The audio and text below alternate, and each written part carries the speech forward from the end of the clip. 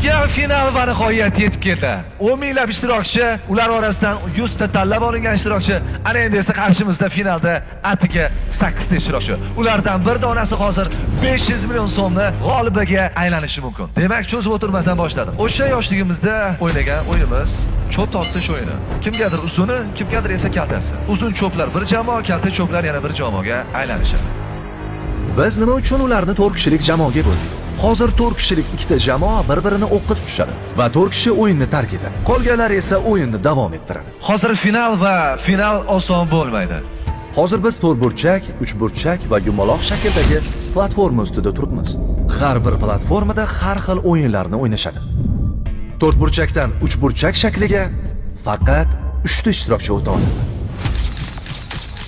Jangda yutgan jamoadan 4 kishi 3 burchakka yo'naltiriladi va 3 burchakka o'tish uchun ham oranglardan bir kishi tark etadi va 3 burchak uchun faqat 3 ta ishtirokchi o'tadi. Tayyor bo'lsanglar shartni e'lon qilishni boshlayman. Ana endi navbat bir-biringlarni poylashga. Yo'q, jiddiy bo'lmaylik.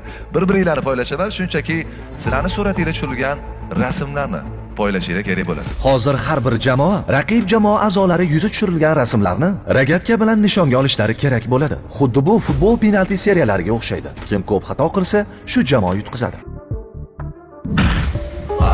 Afsus. Yo'q, zarba tegibdi. Tamam. Afsus. So'nggi umid.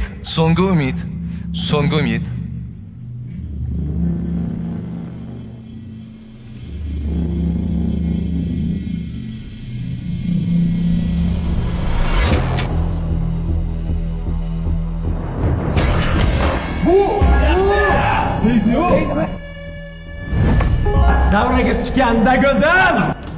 Final bosqichiga yetib kelgan 8 ta ishtirokchi bundan oldingi o'yinda bir jamoa bo'lib g'alabani qo'lga kiritishgan edi. Endi esa ular bir-biriga raqib va ularning 4tasi Reverem Show'ni tark etdi.